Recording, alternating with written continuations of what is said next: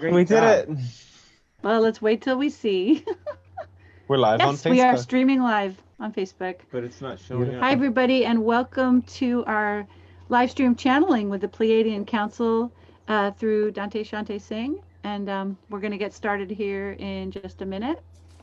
So hop on to Zoom if you have a question. It's much easier to answer your questions here. Plus, we'd love to have you join us on camera, or at least by voice here. So Yeah. Here we are. No need if you're camera shy. We're all here. So I guess It there's a takes time a long, delay. yeah. Yeah, so may as well start the recording and I can just begin. Here I go. Your video's off though. Yeah, I know, because I'm fumbling around. Okay. All right. Get my video So back thanks on. for tuning in, everyone, for this week's edition of the Pleiadian Council's weekly channeling, and very excited to begin and let them come through with some information. And at this point, I'm sure people have a sense of what's going on. So, yeah. What's he saying? Let's begin. Go on his wall, honey.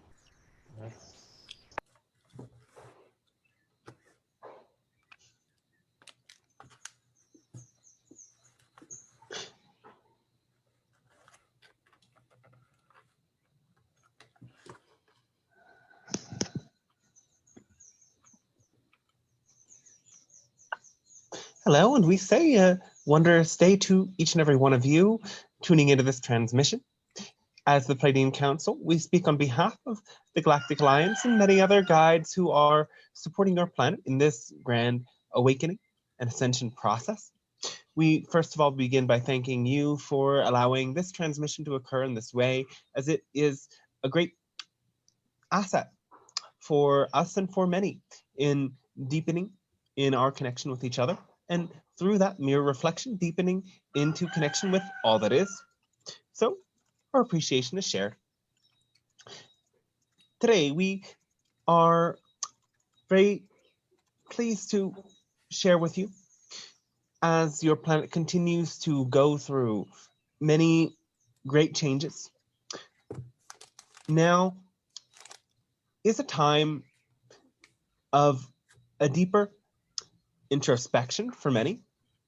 And those of you who, as we have said before, use this time as a way to go deeper into your own journey of self-discovery, clearing away belief systems, tuning into the practices and the passions that truly resonate with your heart, you can come out of this time on an entire different planet and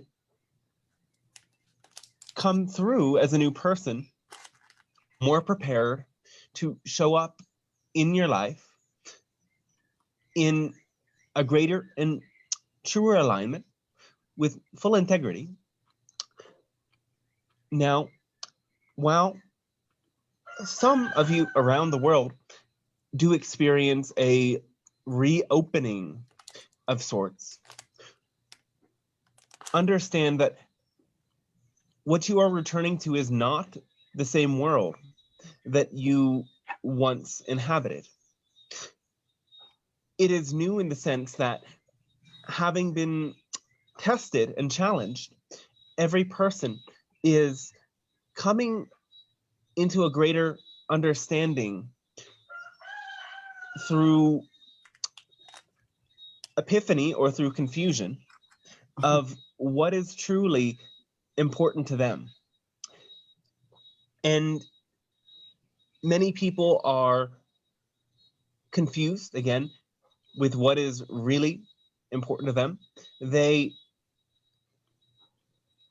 play out their conditioning and seek to return to the same world as if it would be possible. Though again, as we often say, you are continuously shifting through billions of parallel realities every nanosecond. And so you are never the same person you were once before, and you are never in the same world that you were in once before. And again, as we have said previously, the vibration that you put out in these times determines which timeline of your planet you really align with. So there are many different probable futures, and we need not discuss all of them, but simply explain when you live through the vibration of love, you can access the most beneficial timeline for you as an individual. The great shifts and changes on your planet are bringing many of you to find or discover what you consider hidden agendas. And many of you are disagreeing about what is really happening. And in a sense, every perspective is true and valid. This is something that you must come to real terms with in this time, that every belief system and every way of seeing things is, from its own perspective, valid. So before you begin to engage with others in combative or manipulative ways, it is important to truly feel how the other person is feeling. Imagine you were that person for a moment. Imagine you believed the things that that person believed. See from their perspective so that you can get in touch with what is really going on inside and what ideas are they attempting to avoid, and what beliefs are they clinging to powerfully. When you can really feel and think as the other person, you open up to this higher telepathic communication. And from then, you can gain a sense of what is really going to be the most helpful in changing this individual's perspective. It doesn't ultimately matter if you believe vaccines are evil or if you believe they are the only solution. What matters is how much emotional charge you hold about that subject, because that emotional charge will attract or repel relationships, ideas, opportunities, and other sorts of experiences that match that emotional charge. And so it is important to accept disagreements. It is important to be able to accept when there are different beliefs at play, and rather than attempting to change those beliefs, attempting to, like a messiah, awaken others, your truest purpose is to love them, is to hold your heart space open for them, and understand that anyone who is lashing out, manipulating, or panicking is in a state of fear. And the vibration of love is more important than chosen perspectives regarding this current situation. If you can hold them in a vibration of love, you are doing more for them than if you bring them to believe the same thing that you believe. And this also goes into something else we would like to speak to, and it is a refresh on your idea of service. What does it mean to be of service? Many are questioning what to do with this time. And again, we say it is so much more simple than you could ever think it to be. It is to live a life that you love. It is to, in every single moment, do those things that fill your heart with a frequency that then moves through your body. And if you can allow this frequency of love to be like a wave that you ride through your life, you go into a flow state where there is no more sense of separation between you as the doer and the action that is being done. Understand that that feeling of passion is your higher self speaking to you. And when you act upon it, it merges you with your higher self. And if you continue to do this, the separation between you and your higher self will disappear entirely in your perception, because that separation is actually a total illusion. And you will come to understand that all of these experiences you have once had of feeling disconnected or lost or confused were simply experiences of illusion. That you were always one with your higher self. And it was only your hesitation and the fear that upheld it that kept you from knowing and feeling and merging with your higher self fully. So when you do what you love and you merge with your higher self in this way, you are offering a gift to all of creation. And it does not matter if that gift is something that one or two people experience, or if it is something that thousands upon thousands of people experience. What matters is the frequency that you hold. And if you love to do it, then others need it. So question not your passion and what gives you a sense of joy every day. Know that it leads you to something bigger, and know that it is multifaceted, that there is not only one avenue for you to be of service. In fact, you must serve yourself by finding alignment in your body in terms of the chemical makeup of what you are eating and how you are breathing and how you are moving, as that creates a stable flow for you to be able to hold that open heart space for those around you. More of this idea of service, well, we would say that many of you have been confused with the ideas that come through other channeled teachers, such as this division between those who are of service to self, those who are of service to others. This is something we would like to offer a bit of an adjustment to.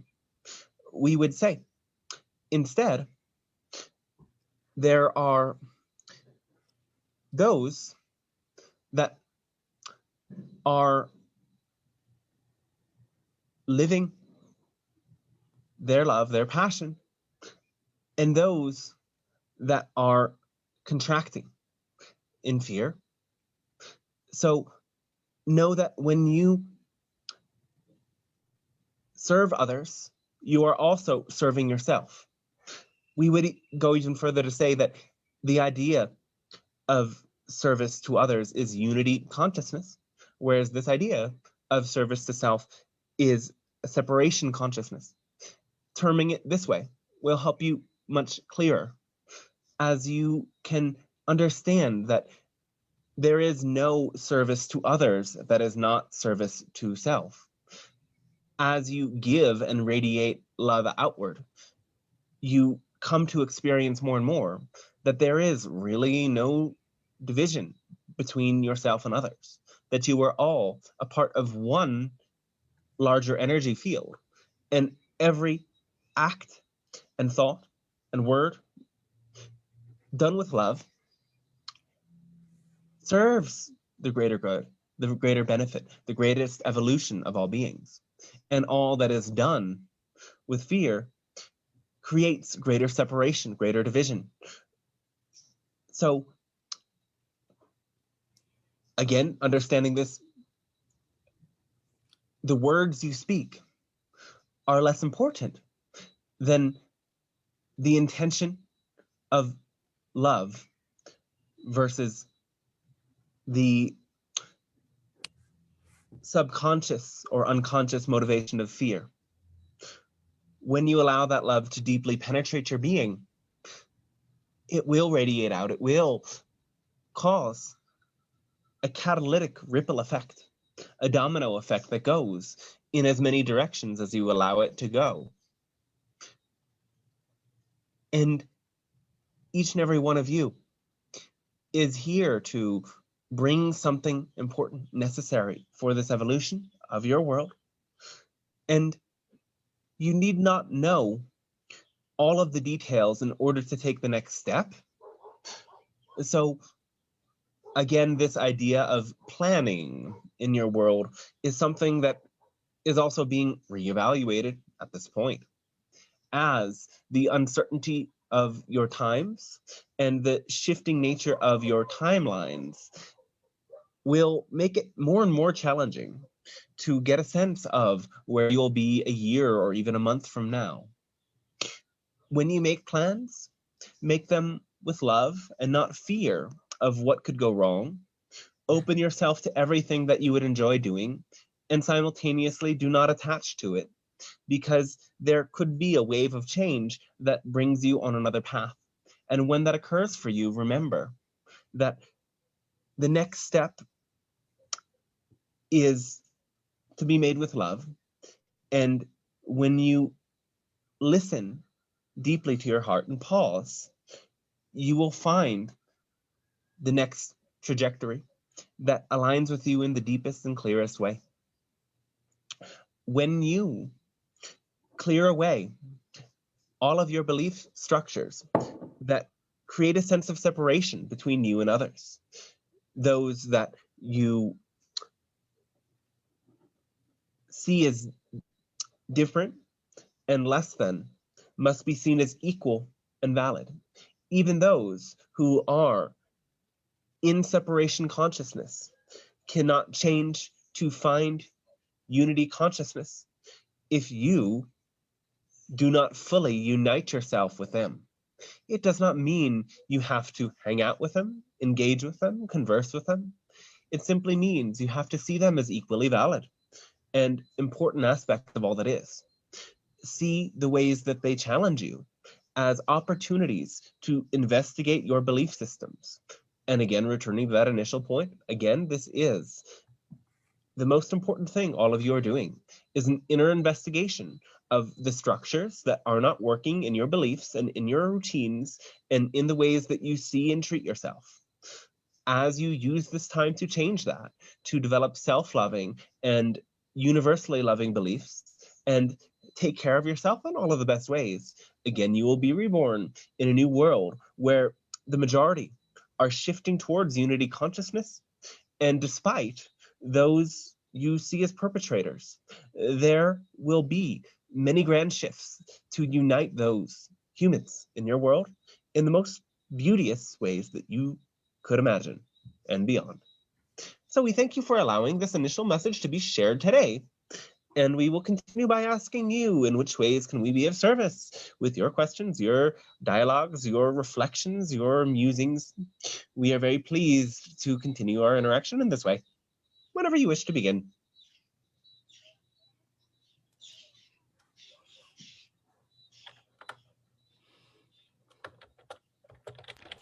I guess I could start.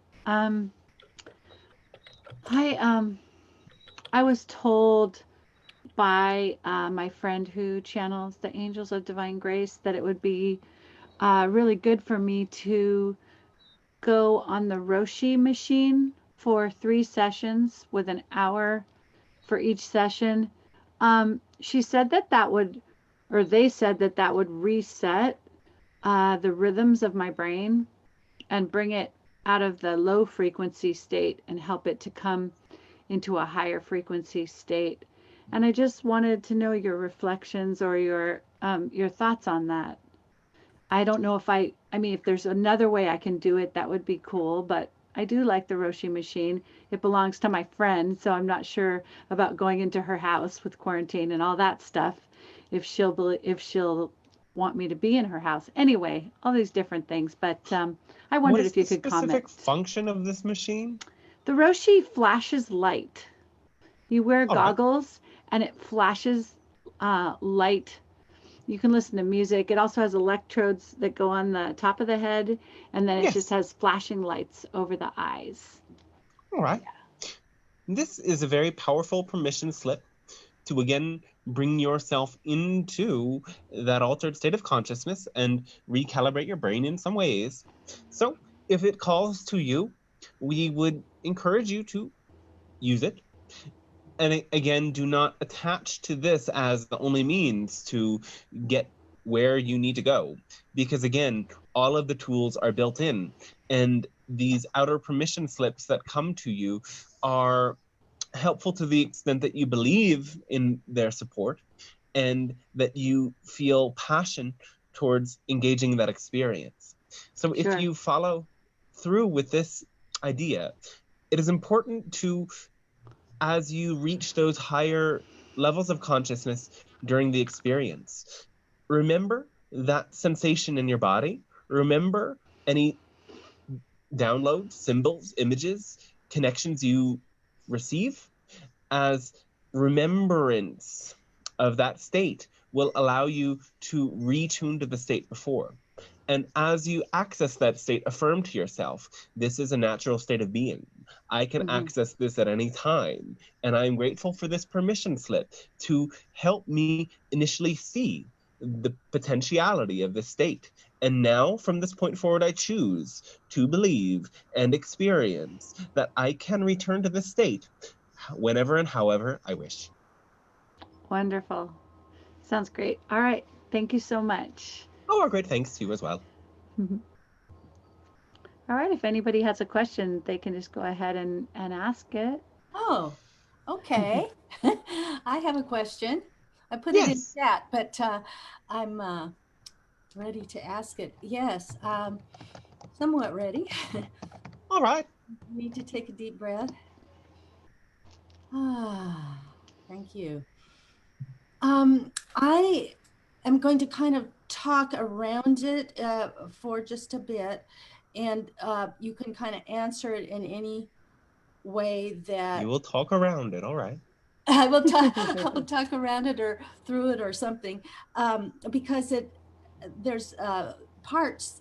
There's a lot up in terms of questions, and I trust you to just answer whatever All is right. pertinent. Yes. Okay, so I have been having some cognitive issues. I don't want to put it all down to my age. I'm 73, and I feel like I'm doing things strangely lately. I'm like, go to do something, and I go, oh, I already did that.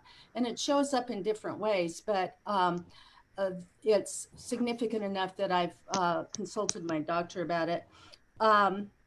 And with this, it occurs to me that leadership is something that has long been on the back burner for me. And I've tried in little ways, but it hasn't worked out. All right. So I feel like leadership may not work too well for me with this incredible spacey thing I'm going through. And I also am wondering about, I'm trying to find empowerment within me. And I'm doing a little bit of what I call mostly mindless writing. It's kind of like my taking my myself to the computer and kind of asking questions and then answering them from hopefully a wiser part of myself. I don't do it daily, but that comes to mind. And then the last part of this is that I'm quizzical about if there is a prayer group, prayer/meditation group anywhere that is like holding intention, coming together, probably more virtually than anything, to see if we can create positive in terms of the COVID-19. In other words, if there were an 85% chance of COVID-19 coming back in November, can we reduce that to 50% or 40%? So that's kind of the picture of Laurel. And so whatever you would like to speak to. All right. So, well, you have termed the idea of your writing mindless. Of what? The idea of your writing? Oh, right. Yeah. You have called it mindless. Uh-huh. Yet it is actually very different. And if you saw it in that other way, you may have an even greater resonance with that activity that may tie into some of the other areas of exploration that you are speaking to. So again, the idea of coming into a flow state always will lead to your own higher mind channeling through you. So if you, again, completely surrender to that first natural response, done with love, you will come into contact with this higher part of you. And it is in no sense mindless. It is even more mindful than you could really imagine. And the only difference is that the lower mind is not working, but is becoming a vessel. So by the lower mind, we mean your physical brain that thinks thoughts and interprets through senses and belief. When you, again, shut that part of yourself, well, not even shut it down, we would say actually, when you simply inform it that it must relegate to your higher mind, that greater flow of energy comes through you. And so in terms of the connections with your brain, well, this will be an even deeper way to tap into the full potentiality of your brain. Because again, if you can maintain this state of flow, whether it is writing or speaking, acting, dancing, conversating even, this part of you will switch on in a more clear, balanced, and open way. So, are you following us so far? Yes, yes. And I was thinking of mindless in the way that I guess Buddhists think of it, you know, just, but now what you're saying makes sense. Yeah. Yes. Yeah. So, think outside of the box and allow that information to come to you. And in terms of the groups around your world, praying, co-creating, well, there are many. And a simple search and continuing to ask this question to many other humans will bring you in touch with many different groups that fall into the parameters you have described. And as you sift through those that resonate and those that do not, you will find connections that serve you in even greater and more pronounced ways. And this will also offer you the opportunity to embody what you are considering leadership. Understanding that to be a leader, all you must be is a sovereign thinker and allow your clear voice to come through. Set an example of the kinds of qualities that you want to see emulated in the world. And the vibration you will put out will leave imprints, plant seeds, will ripple out to others and support them as well. In terms of if meditating and praying is enough to change the probabilities, well, to some extent, yes. And to another extent, the idea of meditating and praying is, again, a permission slip that brings you into alignment with that vibration of love. And then it requires that you continue throughout all of your day, maintaining that vibration of love and acting upon it, sending that vibration out, sending teachings, ideas, and sharings in that vibration out, and know that the situations, the manifestations in your world, whether they are political or environmental, are always a response to the collective vibration. And so if you do not want to see another wave of this occur, then allow for even more love to ripple out. There is a chance that you do not experience this foretold second wave,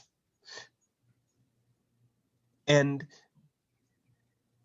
in order for that to occur, again, you must use this time wisely to recalibrate, reorient yourself to love, and continue to offer that vibration without insistence on how others access it. Do you follow us? I spaced out on that last sentence. Might you repeat that? All you must really do is, again, put out the vibration of love without insisting on how others find their means of accessing it. Okay. Okay. Thank you. Is there time to ask one just brief question related? Yes. Okay. I find this, and I think I discovered this years ago, that having lived with with this pattern of self-deprecation, I get scared of like showing up like I want to, I guess I would say, because then my ego wants to flip to the other side and like, oh, am I not special? Oh, am I not better?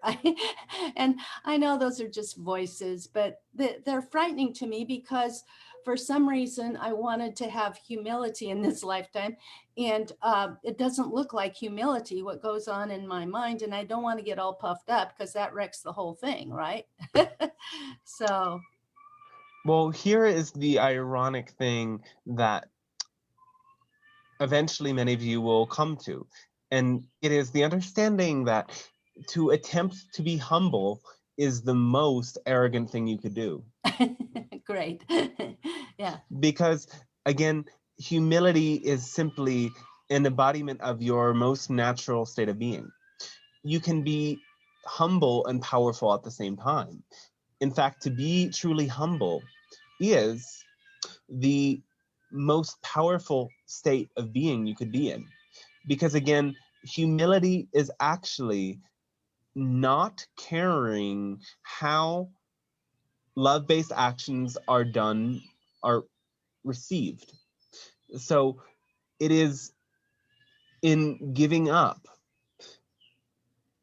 your ego's attempt to be received, accepted, or embraced in any specific way, and know that the act of putting out the message itself is the most important thing. You can speak love or do something loving to somebody in a deep, dark state, and they may totally reject what you have done. Okay. Yet that does not mean what you have done was done in vain, as many of you come to term it, because in that moment you plant a seed. And in that moment, again, what you are doing is for all that is. And you, as an aspect of all that is, expand through the gift of growth. Others who see your so-called in vain attempt to express love also receive the love that you have shared. The energy that you give cannot go to the wrong source at all. It cannot be received in the wrong way either. Because when you put it out, it may not go to your target, but it will go somewhere. And if you release your insistence on how or if it is received, you may be the very receiver of the love you put out. And you can admire the fact that you have done something positive, even though the other person was not really ready for what you have done. So again, this true humility is in releasing all expectations and knowing that it is more arrogant to hold yourself back or to hesitate, because in doing so, you are attempting to control the way others perceive or receive. And that is not an unattached state, you could say. It is an insistent state. Yes. Yes. Okay. Thank you very much. Yes, and going back to one initial thing that you said about your brain chemistry and balance, Oh, right. we would encourage you to do breathwork practice involving mild breath retentions, and we would encourage you to take the supplement you know to be lion's mane. And this will improve your condition if done in conjunction with following the other guidance we have shared. Okay. Okay. I appreciate that. Thank you. Our great thanks and love to you as well. I think I was up next. Yes. I am just noticing right now that it seems that Sarah was bumped off of this whole Zoom call. And I saw that Ewelina was made the host. So I guess all we'll right. just take turns one by one. So this is maybe a two-part conversation. I'll start more general, and then I'll ask about it more like on a personal level. But all right. It relates into the conversation we were having last week a little bit when I was asking about if we're switching bodies and universes a billion times a second or what have you, then how is it that trauma is carried through linearly? And so the question I want to ask is, there's all these teachings, Taoist teachings, Tantric teachings, Qigong, Ayurveda, all these old systems and dogmas that say male sexual energy needs to be cultivated and preserved and kind of used very conservatively because it's one's life force, and that the longer you save it up, the higher the peaks of spiritual development and psychic ability you can reach. And I wonder about that a little bit, given that framework of metaphysics, because why would you need to save it up for months or something if you could just 2 days later navigate to a body that's replenished in its jing and its reserves, if that part makes sense. Yes. Yes. It is truly possible to experience that shift to which you do replenish your body's natural resources in quicker ways as you care for yourself, as you experience great self-love and follow your passion.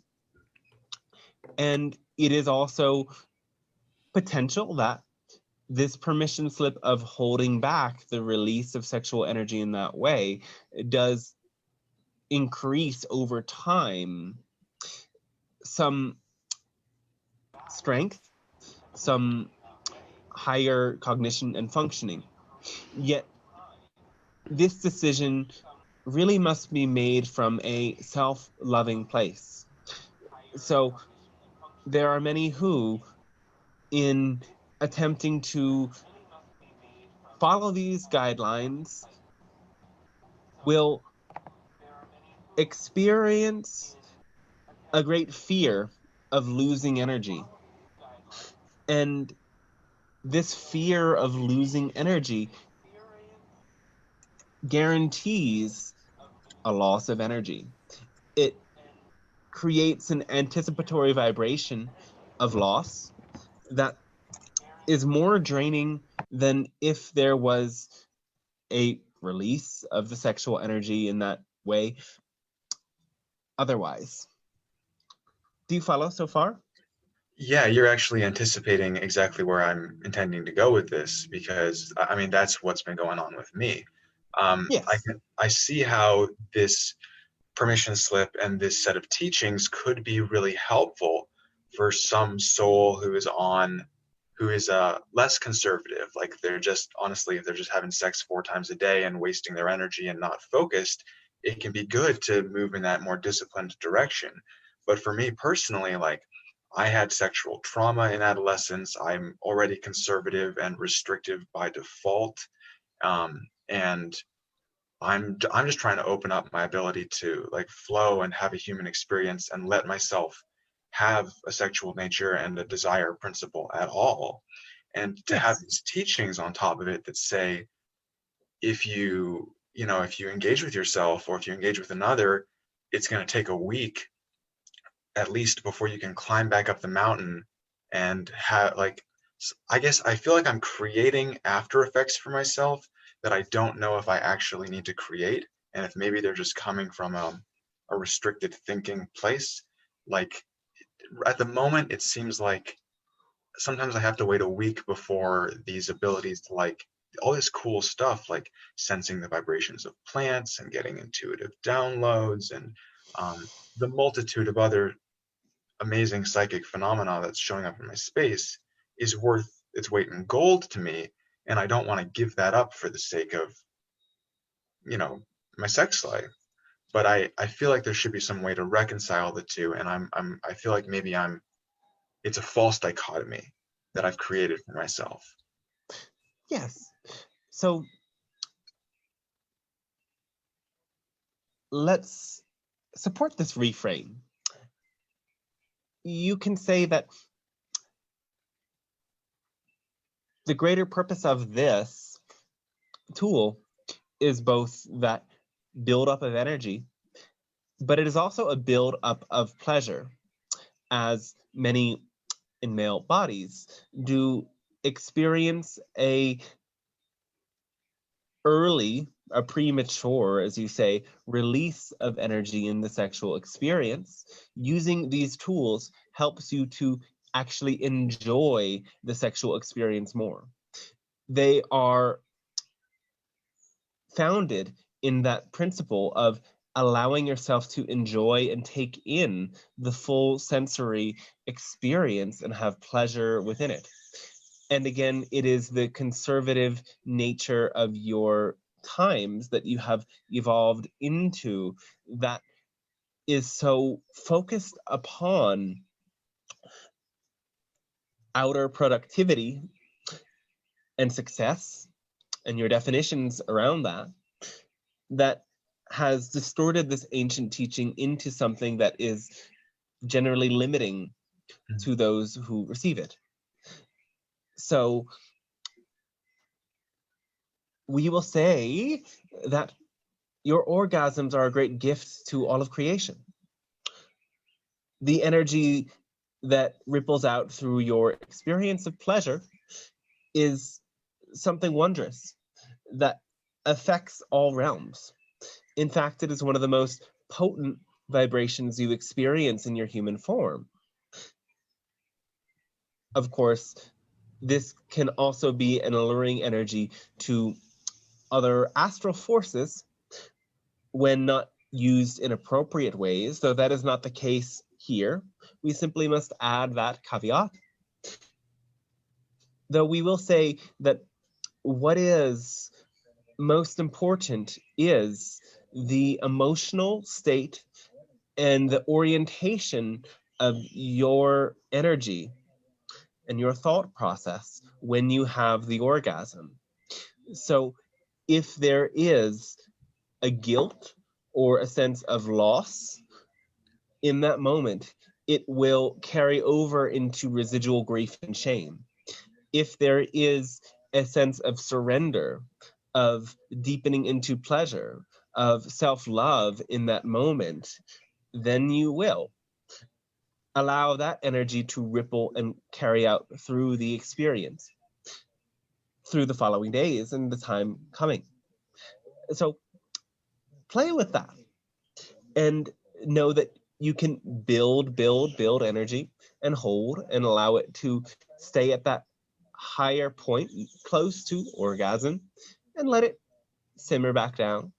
Playing with this and using every moment of coming close as an opportunity to love yourself, perhaps as a moment to bring your hands to your heart or some part of your body that needs healing frequencies, will allow you to deepen into self-love in that moment, understanding that, again, when you are in that higher state of sexual energy, the healing forces from your hands and from your eyes and from your mouth are expanded. These centers are always emitting a healing energy. And when you channel that energy to an energy center or to some location, you will direct energy for healing or manifestation purposes. So you can use that heightened energetic opening to do self-healing work. And there are, of course, other permission slips that many of you can use to use that moment of orgasm as a great affirmation, as a magical tool.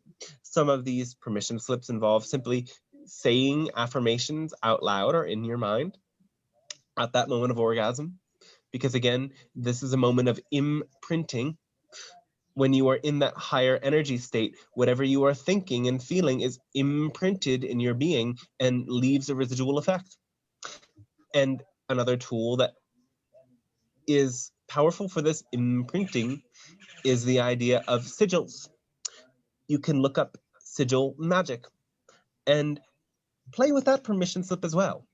It involves creating statements and reducing them to symbols that you visualize or look at that moment of orgasm.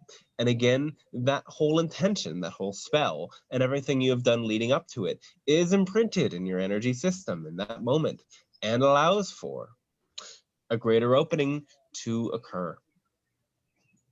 That makes tremendous sense, and I think it's a kind of a continuation of a lot of the work I've already been doing of untangling guilt from sexuality and of making sure my energy is clean and aligned when I'm engaging in those sorts of activities. And yeah, so I'll play with that. And you're saying that as I continue to clean up the energies involved and align more deeply with it, the after effects, so to speak, or the sense of depletion or waiting to come back online psychically is not a necessity, and that I can get to the point where a day or two later I'll be able to be just as intuitive.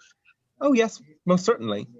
Though what will deepen this even more is to stay intuitive, stay online during those experiences of sexuality. So again, build the energy up into a point and then stop and focus on your breath, moving the energy through your body. Focus on psychic connections, perhaps invite in guides even, because again, this energy is attractive. It brings in psychic forces when you use it in certain ways. Even we and angels and other guides can be with you in those moments of sexuality. In fact, we enjoy it to some extent, not as a voyeur, but we enjoy the experience of a higher vibration of love. And when you use it in a self-loving way, you can stay psychically open in those moments. And of course, when you're with a partner, you can explore these ideas of tantras to connect and open the chakras together, to become telepathic with each other. But for the moments when you are alone, you can use your sexual energy to cultivate a sense of telepathy with other guides and other forces, even spirits of nature and demigods are very appreciative of this energy. So there are very, very many ways to combine the sexual and the psychic force that can, again, unite this so-called lower nature with your higher nature. And again, this is a false dichotomy because all is one. And just because it seems to come from that lower part of your body does not mean it is in any sense lower or less than. It is in fact just as necessary because it creates the foundation for those higher forces opening. And we do say once you, in a sense, liberate your sexuality and clear that shame, your sexuality will be a flourishing foundation for you to experience greater ease and flow in all aspects of your life. Yeah, interesting, cool. I'll throw a party, as you say, and invite some others. Last sort of follow-up, clarifying tidbit is when you talk about building up the energy, letting it subside, building up the energy, then doing healing work, sigil work, manifestation work. Sometimes when I hear that, I feel like someone's saying, build the energy up to a peak, use it to manifest, and then don't release it. But is that true, or is it that you can do the work and then release it and it will still carry over? Yes, you can do the work and then release it and it will still carry over, or you can hold the energy and save it for later. It is entirely up to you, and every individual must feel for themselves in each and every moment which is the most self-loving path. Gotcha. Thank you so much for your help today. Yes, Arno, great thanks and love to you as well.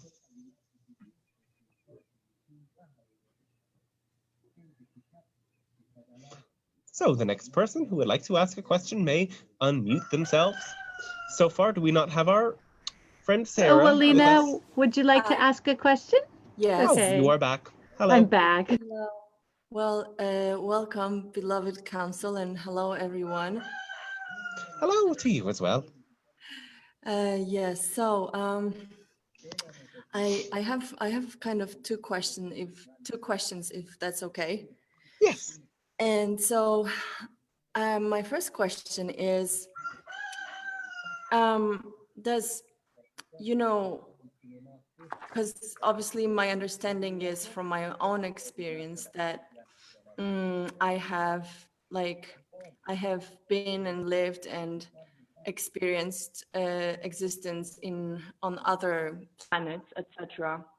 Yes. And in terms of humanity, like is this correct to think that everybody has been living on different planets, or are there humans that are whose life only been on this planet here, and what is the percentage if there is such a kind of division, let's say, and if you could All right. kind of say anything on that.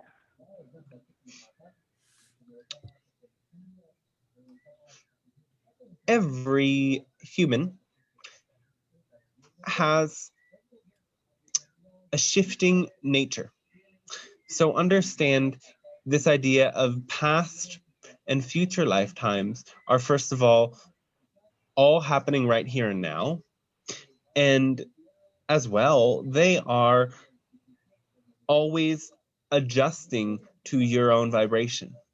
And the clearest way many of you can first interpret this is that you may make a connection with one parallel lifetime and you share the same theme of a certain wound. As you heal the wound, that individual in their time and space heals as well. And the timeline of their past or future experience that you perceive in turn changes. And so many of these connections that you make are different frequencies you attune to. You see into the lives that are relevant for you in this particular moment. And the connection between you and that parallel life grows. It is in a way always happening at unconscious levels, whether you realize it or not. So there are many humans now that do not make any connection to extraterrestrial incarnations. Yet that does not mean it is not a dormant part of their soul makeup. Those lifetimes exist within the fabric of their oversoul. And if they were to shift their vibration and open up to higher frequency energies, live in more loving ways, those connections may open for them. And it will all of a sudden seem as if they have a new lifetime in their soul history. And the genetic codes, again, from that particular experience and that particular race of extraterrestrial beings will awaken within their genome as well. So to answer your question in a way, it is a bit of a middle line between a yes and a no. All humans have the potential to connect with lifetimes on other planets, yet not all humans are doing that.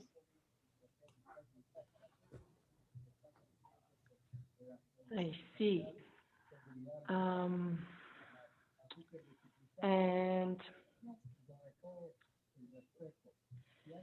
And so, you know, I guess this next question is a little kind of has many sides to it, because so I was watching this movie, and it's called, I think, Valerian or something like this. And there's a scene where there's this extraterrestrial race of, let's say, more of a love frequency, and they become attacked, etc. And it somehow triggered like some weird,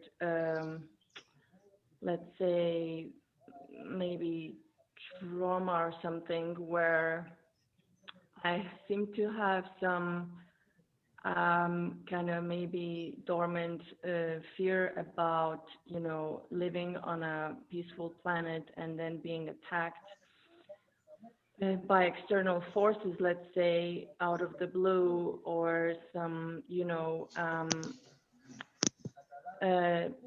all of my kind of people kind of dying or becoming like maybe Atlantis, I don't know. And so, for example, like if we were to, you know, as humanity, as when we ascend, like will we still experience the duality, for example, the good and evil, or will we just simply be the other side of the duality won't be as perceived by us, because we'll be staying in more of a love frequency? Well, the experience of some degree of duality will continue for some time, though you will continue to experience this progression into remaining more centered in the love-based frequency. The shifts between the extremes of great positivity and great negativity will balance out to a place where, regardless of the challenges that others on your planet, again in a different version, in a different parallel reality of your Earth that still cohabitates with your own, are choosing, you will again be able to have a neutral perspective and not be so affected by it. And again, as these communities of light and these networks establish themselves more around your world, and more people awaken to their purpose in sharing this frequency of love in their unique way, all of you will remain so focused in that frequency that the choices others are making will not seem relevant to you, because they are not relevant to you. And you will know this in a deeper way. And the fear you are experiencing is, in a way, a parallel experience to, again, what you know to be, first of all, that attack on Lemuria from the Atlantean people that has left a soul trauma for so many. And as well, it connects even further back to the attacks from the Lyran civilization against the Vegan civilization long ago, millions and millions of years ago. And so this connection still takes place, and there is this memory as you deepen into spirituality that at points this choice has led you on, or really other soul aspects from your higher self, your over soul rather, to experience sudden attack. Yet this time it will be different. There are still some forms of attack that you are experiencing, but again, on your planet at this time, they are occurring on more psychic levels. It is an attack to the mental body with fear-based belief systems and the seeming attempt to control. But you must again remember that this is an attempt to control, because no one and no thing can ever strip you of your true free will.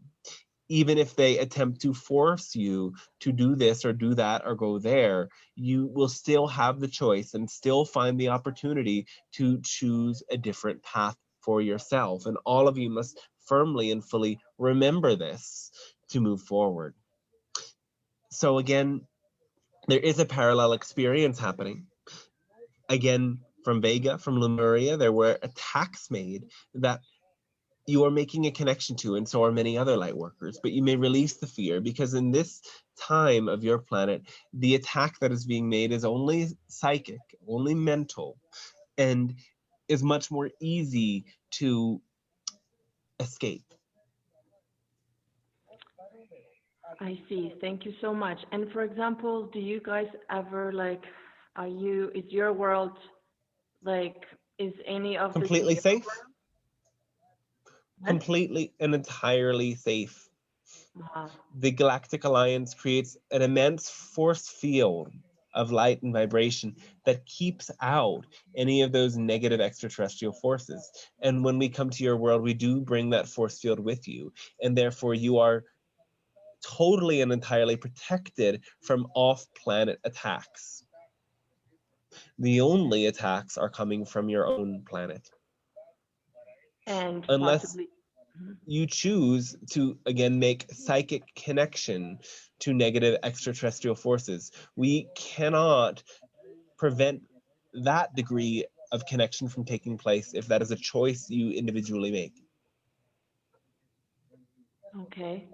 And I just have a tiny follow-up. I was once in Peru, and Yes. I How exciting. I went to this site called it's called I don't know if you've heard Napa Iglesia or something like this. Yes. It's near. We understand very viscerally. Oh, really? Yes, through the channel. And so I had I was with a group of people there, and we ended up taking something called wachuma, which is a cactus plant medicine. Yes. And so, for those of you who don't know, there are carvings in the wall of the mountain that are of extra, let's say, I would say, terrestrial influence. Yes. And so, when I was under that plant medicine, I felt I had a very strong experience where, also, like you were saying, those memories, those traumas from being attacked came through, but also I seem to have known the site, and it felt like it was one of the first sites where, and I know it's going to sound maybe whatever, but I felt like this is the site where I landed at some point in the past from a spaceship. Is that only in my mind, or this something like this really happened? Yes, you are making connection to that other aspect of your soul that did join those people of that land for certain meanings, and this site among many were portals for that connection, and still it serves as an interdimensional portal where those energies can come to meet you.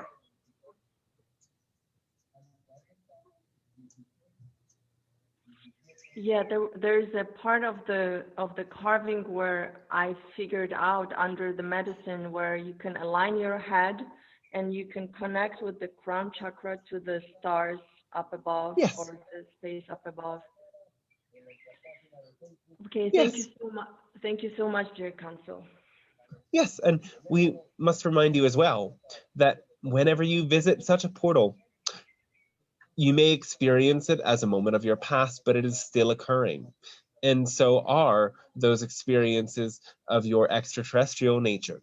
So now that you have this window open, you can always reconnect with that place and use that remembrance as a window to allow those energies in as well. I see. That's very helpful. Thank you. Oh, great, love, and thanks to you as well. Paulina, would you like to ask your question? Yes, good morning, Council. It's quite an Good honor to morning. be here. Just last week, I was invited to become a priestess in the Temple of Innana. And Yes. so our whole, all the priestess had an activation where we were templated with the new earth gridding. We were given gifts, but there were a lot of the gifts that I don't know, such as the sword of Bethlehem, and I don't know if what my role is as a priestess. Not much was said, but if you could give me some insights, what I'm supposed to do with all these gifts and what my gifts are, I would appreciate that. Thank you. How do you feel called to manifest service with these gifts? Do you see any vision at all? Is there a first impulse that comes to you? Yes, I feel like pulling the energy from the heavens down to earth, so that way we can meet in the middle line for those who are still not awakened, so that they can experience this new energy, this new earth, so that way they can feel the peace and the connection with divine source, with their loved ones. I feel like that's what I'm supposed to do, but I don't know how I'm supposed to do that. It's just mind-boggling. Yes. So that is truly what you were here to do, to bring heaven to earth.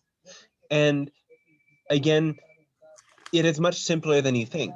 It is simply resting into the understanding, the remembrance within yourself that there is no true separation between heaven and earth, and that this is really still the Garden of Eden. You have been misled to some degree. So when you live a life of love and you hold firm to your great sense of connection with higher forces, you will know what to do in every moment. The sword, in a sense, symbolizes protection and the ability to cut away what no longer serves. It allows you to channel that higher frequency into this reality and cut through belief systems that, again, create a sense of separation between heaven and earth. Know that as you are all one and all is one in that sense, this is heaven.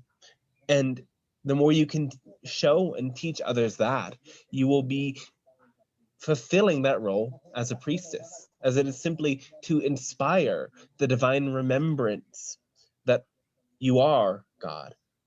And it is time for people to remember that there is nothing to worship outside of you. What you are truly here to worship is your own existence and the existence of everyone and everything around you, everything as an embodiment of God. And of course, this idea of Innana going to the underworld in order to retrieve gifts, part of your role is as well allowing people to understand that what is hidden in the darkness and beneath the surface is just as much divine as what shines powerfully in the light. And you can only see what is dark and what is hidden because you are light. There are only shadows because the light shines. And so when you have that firm and powerful connection to the light that you are, there is nothing too dark to explore. And you can have that clear faith within yourself that, again, reflects to others that knowing and allows them to explore and expose their darkness in ways that they must in order to truly find awakening and balance. Great. How do I open this psychic gift? I mean, to draw in the intense energy. I mean, if I'm supposed to make a middle, bring it down to them, how am I supposed to hold that much energy to shine it to them? Well, it's in a sense effortless. All that you must do is remember your own divine nature, is to follow, again, your highest love and to hold them in that vibration of love. Your vessel will open clearer and clearer every time to let that energy in. Okay, I understand now. Thank you so much, Council. Oh, you're Thank you, welcome thank so you. much. As you surrender to this light, know that it is your true nature. It will vibrate through you, and that gift will awaken. So trust in your connection, continue your practices, continue following your passion, and everything will come into great alignment. Awesome, thank you. Our thanks and love to you as well. Thank you, Paulina. Denise, would you like to ask Can you your hear question? me? Yeah. Yes. First of all, yeah, well, I'm audible. Okay, great. Yes. Yes. Okay. Greetings, Pleiadian Council. Pardon me, I came on late, so pardon me if someone already asked this question. I'm hearing a lot of conflicting information, and the science, I don't know, in some ways isn't very clear about the pandemic. And Yes. some people say if we are, you know, in a lockdown and wearing masks, then perhaps this virus can go away from not being spread. And other people are saying if we have herd immunity, then that's the way to do it. And we don't even know if antibodies, if once you get the virus, that protects you from getting it again or something, or if that even creates herd immunity, or if a vaccine would even be beneficial. I'm kind of in the stay home and wear a mask camp when I need to go out, because I don't think this is good to be spread. Also wondering if vinegar is effective in spraying vinegar, if this is effective in killing the virus on surfaces, and just so I know which is the most likely route to contract this, if it's from touching surfaces or if it's from standing closer than 6 feet from somebody or something like that. And you know, there's just a lot of stuff that is being said that isn't really clear, and I would love for you to clarify some of these. Thank you so much. Oh, great thanks to you as well. So again, here is somewhere where the middle path between these two extremes is higher truth. And yes, to isolate to some extent will slow the spread of the virus. And yes, immunity must be developed as a way for this virus to eventually not be so prevalent.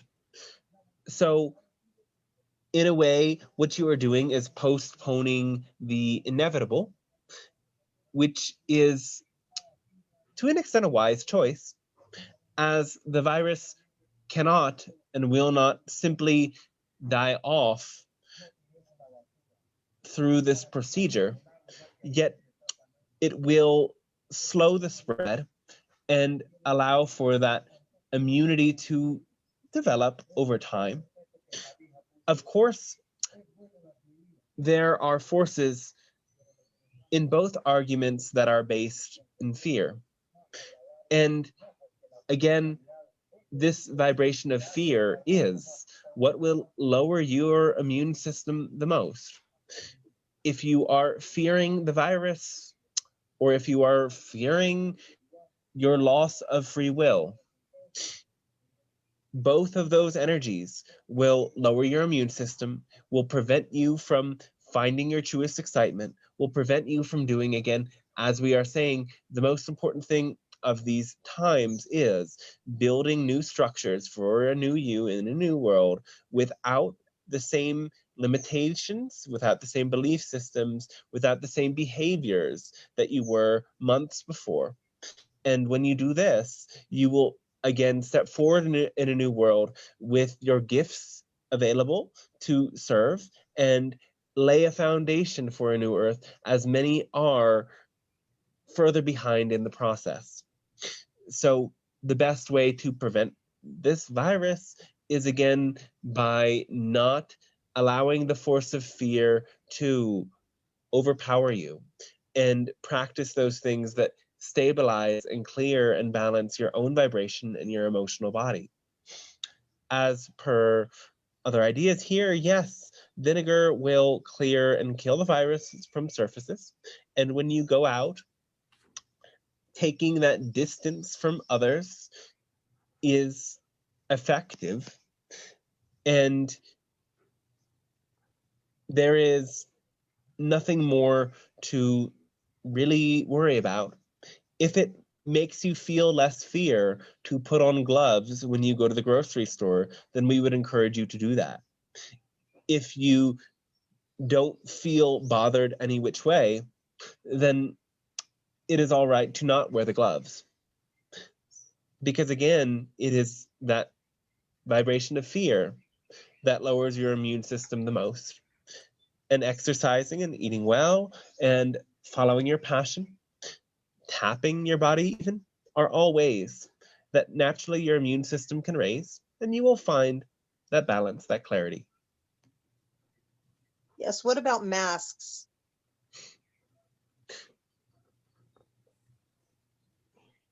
Well, Hello? yes, we are here. Can you hear us? Yes, I can hear you. All right. The best masks would be a bit more sturdy than cloth. But again, if you are really at this big of a distance from others, you will be fine. You mean the paper masks that, are pretty standard? Yes.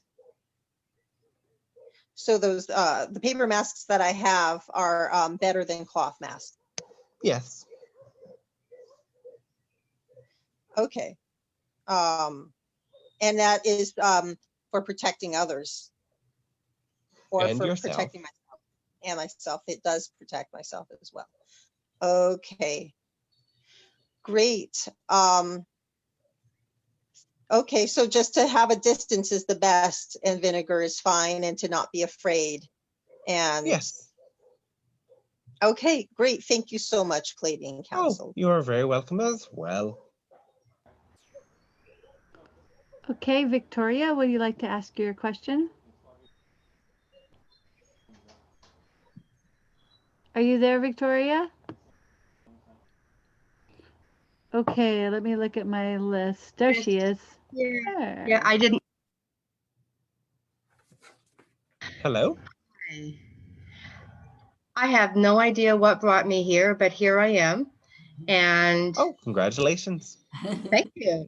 So I'm here a little bit with blank open mind, blank slate, but I have not been successful in life, shall we say, in the financial realm, in working, in sharing my gifts, because I'm disconnected from them. I think I'm not following my soul purpose, but everything is perfect and on time. So I think I'm here to hear something from you, and I don't even know what that is. Does that make sense? Sure. I'm about to embark on doing an environmental sustainability summit because I've been connected with a business group. It's something new. I've never done it. How do I connect to that inner knowing? I guess maybe is the question.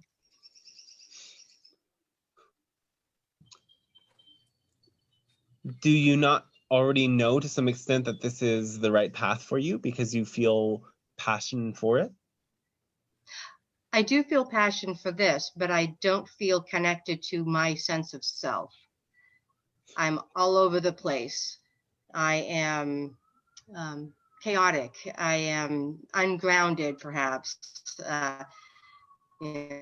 Physically, I'm not in ideal condition because I have not lived, perfectly. Not that any of us do, but I feel a little lack of direction. All right. So describe more of this aspect you see as chaotic. Are you unable to focus, or? That is what I was just going to say, not focused. You said it. Yes. So many ideas. I have so many things that I could do, and I'm skilled in so many different ways, and I have so many different varied experiences, and some of them have been based on expectations of others and maybe not my own path, but I have done all of them, so it is all me. Yes. So we would encourage you to write down all of the things that you would like to do and all of the things that you would like to pour your energy into. And then seeing them on paper, it gives you, in a way, a means to dump them out of your working memory, out of your brain, so that you can be more in the moment. And then after some time, perhaps even the next day, or if you want to do it right then, you can do it then as well. But first, consider this idea of passion as the driving mechanism behind all of creation. When you are in a state of passion and doing what you love, and in a sense, able to merge with what you are doing. So this sense of self you have described becomes temporarily, momentarily, totally merged with the action, and you are able to let go of any past definitions of self or future projections of how you must be, and be fully in what you are doing. Ask yourself, self merges with the action. Self merges with that frequency of passion that motivates the action. When you write down a list of all of the things that you could be doing with your energy, and then you ask yourself, which of these things fills me with the greatest passion?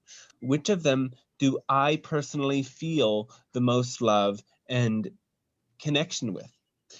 And again, as you are doing this, let go of the ideas associated with how productive or how valuable this is to others, and ask the question more so, what of these activities do I intrinsically feel a loving, passionate motivation for? And then order the list from those that you feel the most passionate about to those that you feel the least passionate about. And then choose to, again, do those things at the top of the list first. Allow yourself to channel that energy of passion, because when you do, you're connected with your higher self and you tap into an unlimited source of energy. And then you will have more energy to do those other things on your list as well. So if I'm in a state of passion, I'm more able to connect to my higher self. Yes. The feeling of passion itself, the feeling of passion itself is showing you that you are connected with your higher self. Every time you feel passionate, feel love, feel motivation, your higher self is working through you. So I may think I'm not connected, and in fact might be very well connected. Yes, you cannot not be connected. So another part of this is reorienting your belief system. Remembering that one of these most intrinsic truths about all of creation, the most fundamental truth, is that all is one. And so if you have a higher self, you must be one with it. The only issue is that the conditioned mind will think thoughts or inspire actions that are out of alignment with your higher self. And when you believe those thoughts, or when you do things that you don't feel a total love for, you are less able to feel the connection with your higher self that is always there. So then how does one break that habit? I would think then that I must have a habit of my conditioned mind taking me aside. Do we just say, okay, I'm done with the habit?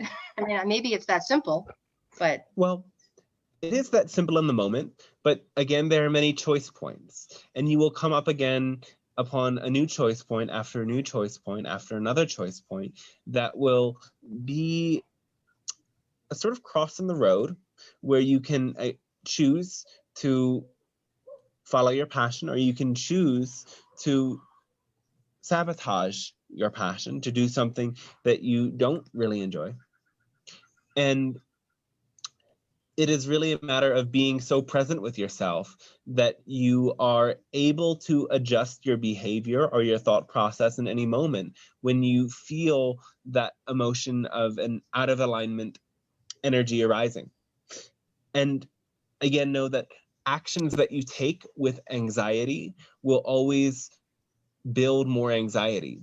So it is often more powerful to stop entirely when you are caught up in something that is ridden with anxiety and do absolutely nothing, or meditate, take a nap, lay down until that anxiety clears and you feel a clear and passion-based motivation arise within you again.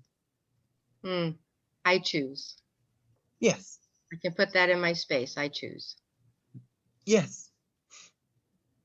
Because again, choice is the highest human aspect of the divine universal principle of unconditional love. This is how that manifests most clearly in your reality.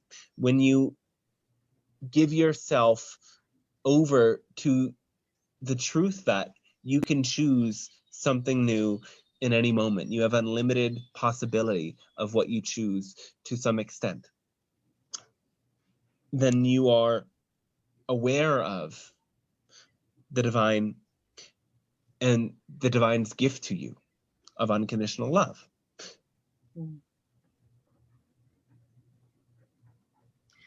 Thank you.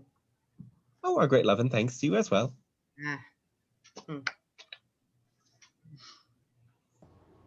Thank you, Victoria. Manuela, you can go ahead and ask your question.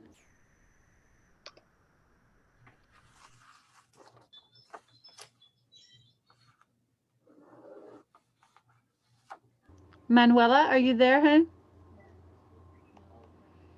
I don't know if she's there. Let's see. Did she type me a question? Okay. All right. If Manuela is not there, Karina, would you like to ask your question? Karina? Oh, I've got one new message here. Hold on one second. Yes. Oh, yes. Go ahead and ask your question. Okay. Do you hear me? Yes. Okay. Hello, everybody. I am feeling like the same person before. I am a scatterbrain. I have no energy. I don't know what my higher self wants me to do. I am fighting against my higher self. I don't know. Each day is like a struggle to achieve what my ego wants to do. What my higher self wants me to do, please. Well, again, only you know. So out of everything that you could do, what gives you a sense of great love? Is there something that you would love doing that would simply fill you with a sense that your existence is beautiful? Cleaning the house, but I cannot do it every day. All right. So working with that idea of cleaning the house, you enjoy this act of purifying and organizing things, yes? So what else could you organize and purify? I don't know, because if you do it too much, it's like you are a maniac. So it's not good. Why do you believe that you are a maniac? If you push yourself in this aspect, it's not good. Well, again, that is a belief. Okay. Because there is a great power when it comes to working on yourself, clearing out your belief systems so that you can find that sense of passion. So when you feel scatterbrained or confused, that is the most powerful opportunity to take a deeper look at your belief systems, to perhaps study something new that gives you a new framework of engaging with your mind, to as well take a break from everything that engages too much thought process at other times. For example, simply enjoying a moment in the park, enjoying a walk, if that is possible, enjoying even a video of nature sounds and sights, something that completely allows you to cultivate a sense of appreciation and awe. Because again, when you are in a state of wonder, the confusion ends. One of the greatest solutions for confusion is in general is, well, for one, this idea of co-fusion, when you are vacillating between two extremes of one belief versus another. You have to open up to a higher perspective that both beliefs and both sides of the coin have some truth to them.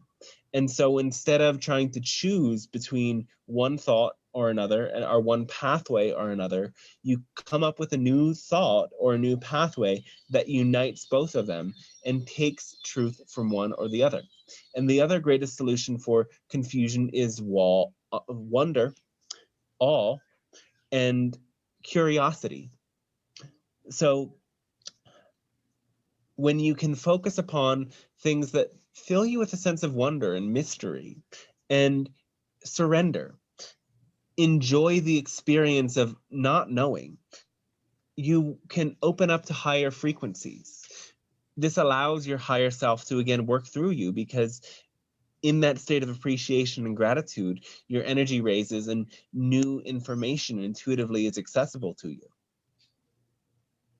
Okay. Why I am attracted to the wind energy? Why it makes me happy? Because the wind moves energies. The wind transmits and carries ideas. Consider how the wind moves from one place to another, and all of the air molecules and other frequencies in one area move to another. It circulates the energy. And so what you are, in a sense, in need of is a deeper mental circulation. In many esoteric systems, this air element is correlated with the mind, with the mental body. So you need to bring some gusts of wind and new breaths of fresh air into the mental body, allow ideas to circulate and move. To an extent, the wind is also associated with the heart center. And so there can be deeper emotions that get stirred up by this movement of energy. And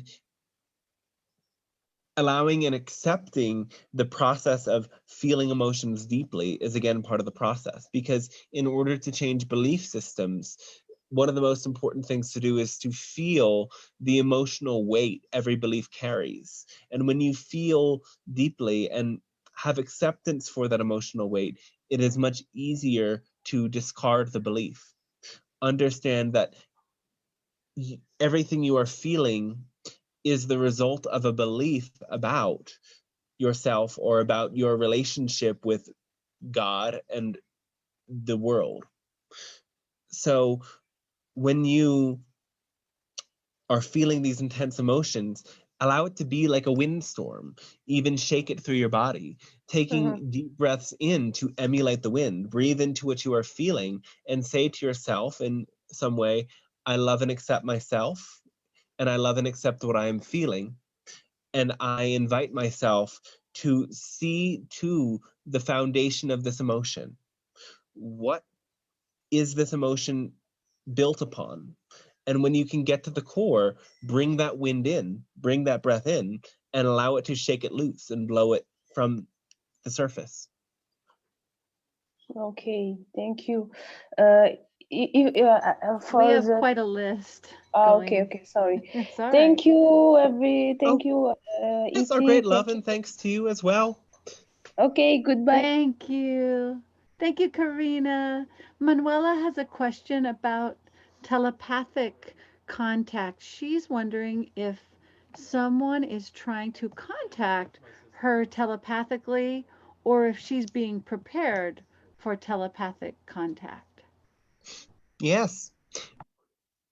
So you are being contacted by beings you know to be the hybrids, specifically the tall grays and your hybrid children. These beings, of course, may seem very extraterrestrial to you, yet this is not the first time you have met them, and they are only attempting to bring that connection that has been unconscious to the conscious level so that you can start to work with and connect with your own hybrid children.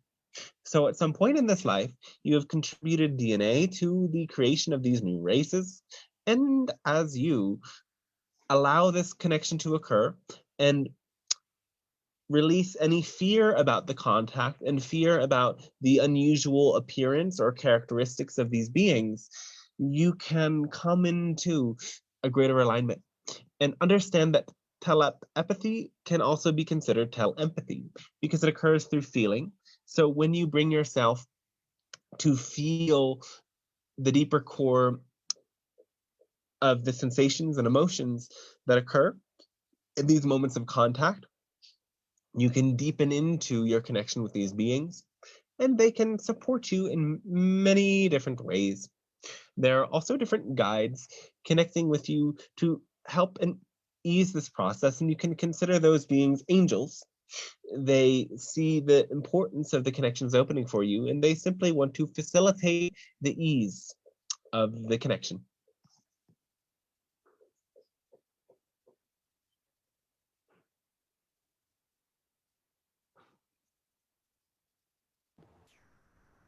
Okay, great. Thank you so much. It looks like Alyssa. Do you want to go ahead and ask your question? Aloha, can you hear me?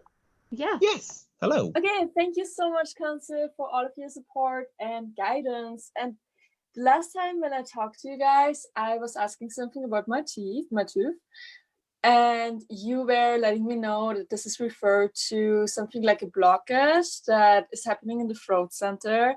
And in this moment, I was realizing, oh wow, I do have this. I was really seeing it. Like it kind of like it was here, but then it got brought into the scene, and so I was really grateful for that. And I started to work around the throat center in various ways. And I would like to know from you guys, what would you recommend? Or is there anything that I don't do yet that I can do to work on the throat center? Like, what is your recommendation to heal and open the throat and fully empower it? Do you express all of your deeper feelings and thoughts with others to some extent? Do I? Yeah. I don't know. Okay. Is there anything that is being hidden?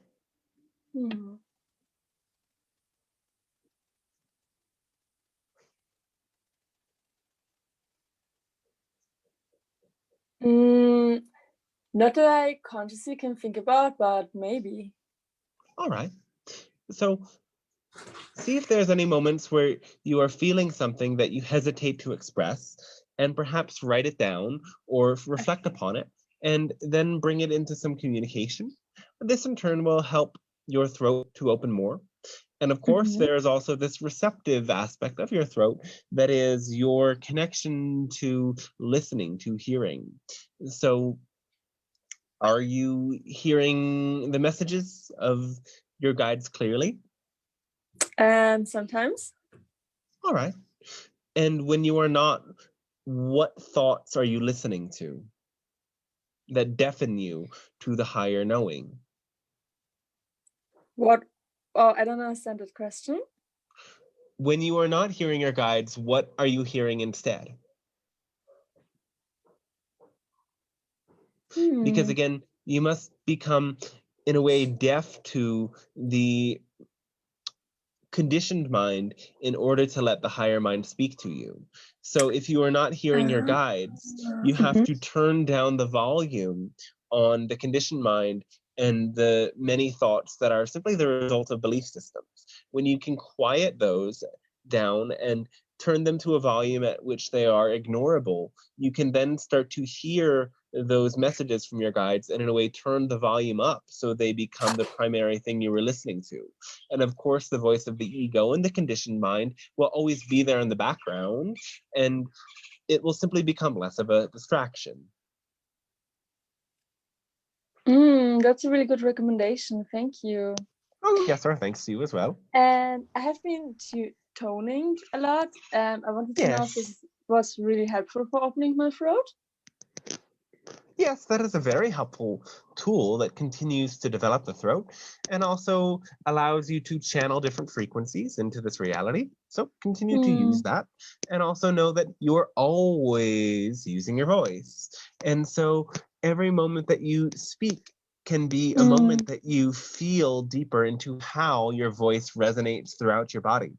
When you are speaking with a loving intention and tone, you can feel the vibration affect your throat and your heart and all of your centers, creating this ripple effect of opening your channel. So allow that same practice of toning to occur every time you speak, that you are in a way massaging your energy body to open with your voice. Thank you. This was so helpful. Blessings. Oh, yes, our love and thanks to you as well. Thank you. Thank you, Alyssa. Okay, let me just check our list. I think Natalia is next. She asked a question from Facebook.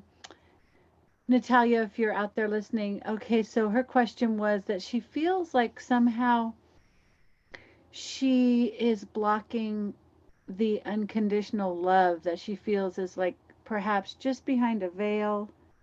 And she's wondering, this feeling of sadness comes when she feels that sense of something blocking that unconditional love, and is there anything she can do to open herself more to receive?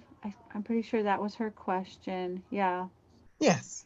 So as we interpret this energy, we would say here there is some past trauma of a heartache that others in a way told you or implied to you that you were undeserving of their love. And this may even go back to early experiences in childhood and then be repeated with other people in your life. And so it is safe to go into those memories and heal them. You must, in a way, allow that sadness to release and allow that shame to release and allow your higher self to affirm to you in the process that you are lovable, that you are innately worthy, and that love and connection is your birthright. You can even go into some of these memories and reframe them, imagining that your present moment self goes to your past self and teaches them what you know now, affirms to them that even in those moments of great loss, that they are loved and that there are higher forces loving them, perhaps even inviting your own angels and guides to help you reframe those moments. And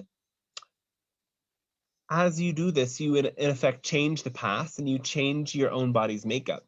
The cellular memory again transforms to release any of those emotions that have been carried with you from the past, and you can become more open, more receptive, more connected, so that these energies can again work through you in a more clear and powerful ways. Great, thank you. Ron, would you like to ask a question? Are you there, Ron? It's been a while since he typed in the box here. Ron, if you're there, you can go ahead and ask a question. If not, I'm just going to look at my list here.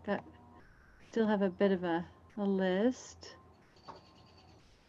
And we've got Charlene coming on, so let's see. Charlene, do you have a question you'd like to ask? Or Charlene? Are you there, Charlene? Let me just see if I can find these people. I guess, okay. Ron is telling me something. Hold on one second. All right. Yeah, so, I have a quick question here. Corey Good and David Wilcock talk about the solar flashes and these big disasters, and that we should go to high ground because there'll be huge tidal waves and all these things. And there's just some part of me that just doesn't believe that. I feel like we're changing and we're growing and we're expanding, and I don't even know this idea of this big solar flash. I feel like it's coming in gradually. But I wanted to ask the Pleiadian perspective of this. Should we indeed follow these instructions to like find higher ground and find a place to go? Yeah, so what would you say about that? Well, we would say that no, there is not going to be this sudden dramatic effect. We would say that there is the potentiality, should your planet not change its ways, that something like this may occur in your future. But there will be much more warning than you could really need. Those of you who are to any extent intuitive will feel the change coming, and it will be a more widespread and informed process than some unknown disaster waiting to happen at any moment. Understand that these individuals that you speak to are not necessarily ill-intended, but are very misinformed through the distortion of their own traumatic experiences and other influences of what you consider negative astral nature.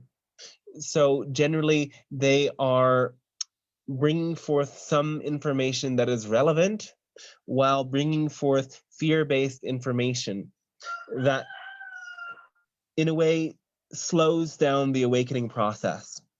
So you must be very cautious about any such wolves in sheep's clothing, because there are many who are well-intended in these times, but unconsciously spread the vibration of fear, or even sometimes spread the vibration of fear thinking that what they're doing is good.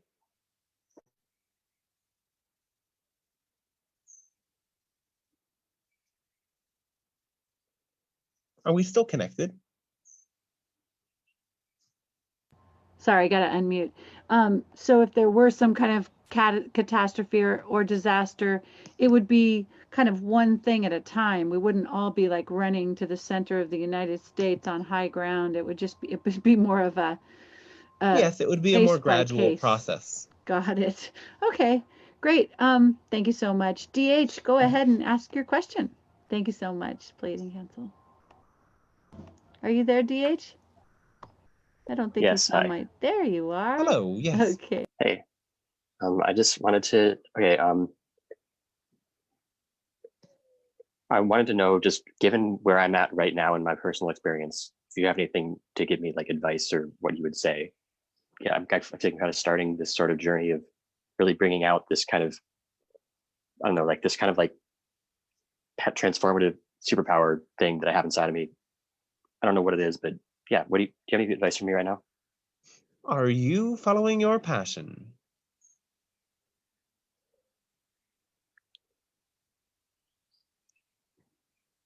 Yes, and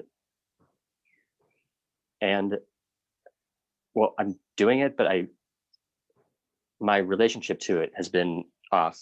Like I've been doing the right thing, like that I like doing, which is making music, but yes, not until very recently have I been approaching it in a way that actually makes me feel like I'm like thinking of it as an enjoyable experience. Yes. So that's why I kind of hesitated when you asked, because like yes, but also lately yes, mostly. And what sort of belief or construct makes it seem as if you lessen your joy for this or anything?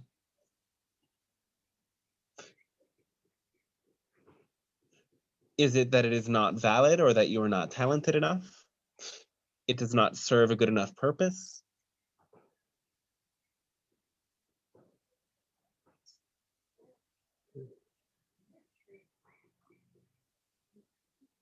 I think maybe I'm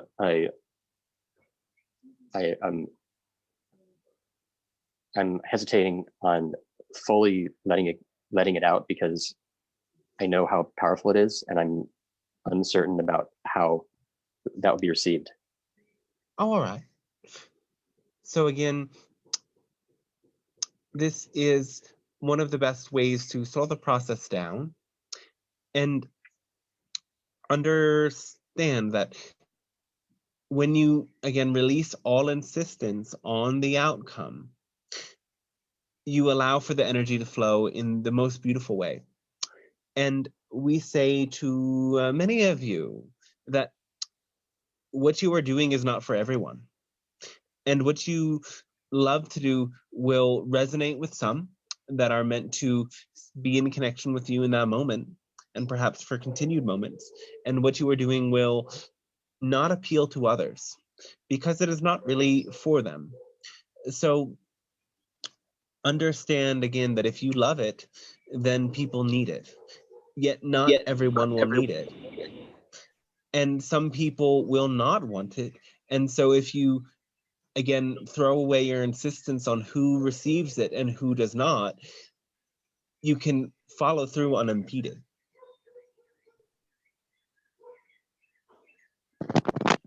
Okay, thank you. Great, So we do have not time. seek to Sorry. protect yourself, again, from the rejection from anyone who may not want to receive your gifts, because you serve a great purpose. And everything you find joy and passion for is needed here in this reality. So continue to allow this to flow and use the moments in which people don't receive or see the full value in what you're doing as moments to validate it for yourself.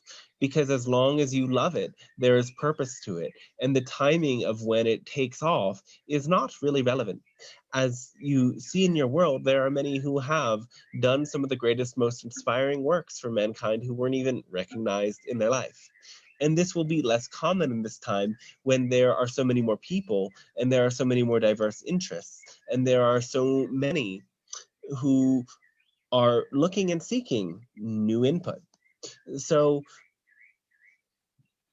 understand that it will happen in its own time, and it will happen much quicker when you release the insistence on how and when and who.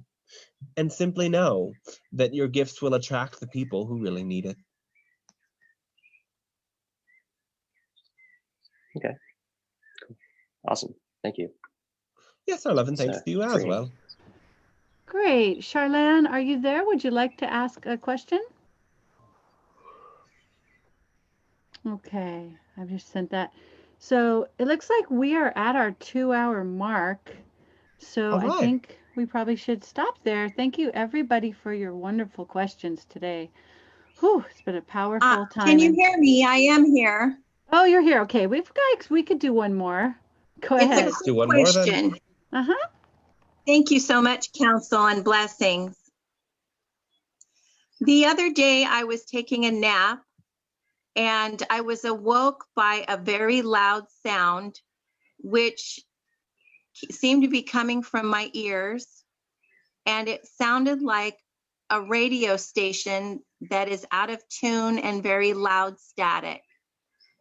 And it happened twice and woke me up twice.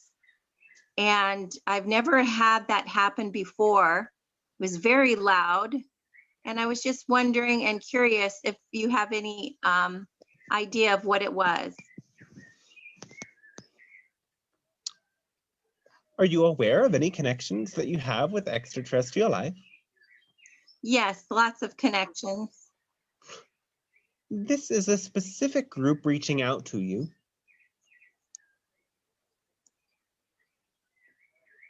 Was that a question? No, that was a statement. This is a specific group reaching out to you. Oh, I see. Okay. And Would you happen to know which group? We do, but for some purpose at this time, we do not wish to reveal it to you because it will become more clear as you tune into it more specifically yourself in this case. I see. Thank you. Yeah, so if you can reimagine the texture of that sound in your meditations, it may help you tune to that frequency. Because it is a sort of unspecific sound, it is a tone that you can focus upon, understanding that there are many inner vibrations that you can hear with your inner ear. And as you listen very closely to these sound currents, they are really changing your brain wave state so that you can telepathically get in contact with higher consciousness forms. So make that a practice to consciously change your brainwave state, because really your soul is intending you to do this already. Otherwise, it would not have happened in your sleep. So it was an invitation for you to learn to consciously tune your brainwave state to different frequencies, much like a radio. And this sound that you heard is simply one radio station, and you will come to know it. And through that, many messages and new guidance will come to you. Wonderful. Thank you so much. Oh, okay, love and thanks to you as well. Beautiful. Thank you, everyone. And thank you, Pleiadian Council, so much. Thanks to each and every one of you. So for now, our transmission concludes. And we thank you once again for receiving this energy and allowing yourselves to reattune to your own natural state of passion. Understand that your passion need not be questioned. And the only thing that need be questioned is the beliefs that impede you from it and your attachments to how the results of it look. And even how the results of your world's current situation may look. Understand that as you raise the frequency of love, you are contributing to this collective healing process. And it does involve loving all of those that challenge you and that do not represent a loving force in their own right. When you hold them in that same divine light, there will be a great transformation that occurs for you and for all. And we see you as our beloved siblings, and we are always with you, and know that we are, again, doing everything we can to make contact with you. And there is all the support you need. All you must do is open up to it, to tune your frequency, to listen more closely, to, again, lower the volume of the voice of your conditioning and raise the volume of that voice of passion and your own higher self inside. And there will be great alignments and transformations taking place again and again. So we hope you enjoy this time of introspection, recalibration, and great awakening of love, for it is perhaps the most powerful time your planet has seen. Again, our great love and thanks to each and every one of you. Bye for now, though we are always with you. Goodbye. Thank you. Hi, sweetheart. You're back. Hello. Hello. Thank you so much. Hi, everybody. Thank you all so much. Wow. Have we had a nice group here today? Many people. We've had a wonderful group. Yep. Many beautiful people. Yep. Thank all of you for tuning in. Ooh. It's a pleasure. I don't even know how to see the gallery view. How do I do that? Oh, I'll show you. Let me show you. You just click on these guys. Can you see us all? Really? Go to those. You see those little squares at the top right of your screen? Just click on that. Are you on the phone? That's why it's tricky. I'm on the phone, yeah. Maybe it doesn't it's work. Tricky. No, it does work, but you have to like hit those dots a few different times to where you see it. There's like dots at the bottom of your phone. Yeah. If it's like, just play around with those dots and you'll see. Never mind. I see as many as I need to see. All right, I'm going to stop the recording, I think. Thanks, everybody. Yeah. Thanks for tuning in. I love you all. And you can donate via PayPal or Venmo if this was supportive for you. I'd really appreciate it. Pays for our Zoom subscription, allows us to keep doing this. And the channeling course is going to be starting next May 31st.